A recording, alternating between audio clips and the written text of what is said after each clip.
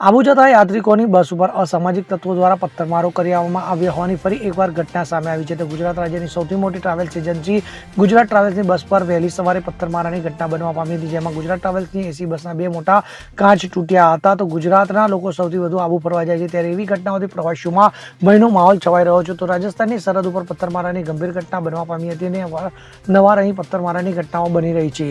ત્યારે આ અગાઉ 3 નવેમ્બરના રોજ આ જગ્યાએ 3 કાર પર પથ્થરમારાની ઘટના બની હતી, જેમાં એક મહિલાને ઈજા પહોંચી હતી. ત્યારે આજ રોજ સવારે પથ્થરમારાની જે ઘટના બનવા પામી હતી, જેમાં બસમાં સવાર 10 થી વધુ મુસાફરોનો ચમત્કારિક બચાવ થયો હતો. તો ડ્રાઈવરે સમય સૂચકતા વાપરી બસને ઘટના સ્થળેથી ભગાવી મૂકી હતી. ત્યારે બપોરે બસ પરત અંબાજી આવી ત્યારે બસના ડ્રાઈવર દ્વારા સમગ્ર ઘટના મીડિયા સામે બનાવાઈ હતી. તો આ ઘટનાને લઈ રાજસ્થાન પોલીસને પણ જાણ કરવામાં આવી હતી. ત્યારે હાલમાં બનેલા બનાવોથી રાજસ્થાન આબુ તરફ જતા પ્રવાસીઓમાં ભારે ડર જોવા મળી રહ્યો છે. Bureau report CN24 news. હવે જુઓ દેશ દુનિયાની તમામ ખબરો તમારી આંગળીના ટેરવે. ઉઠાવો મોબાઈલ અને Google Play Store પરથી ડાઉનલોડ કરો અમારી CN24 ન્યૂઝ મોબાઈલ એપ.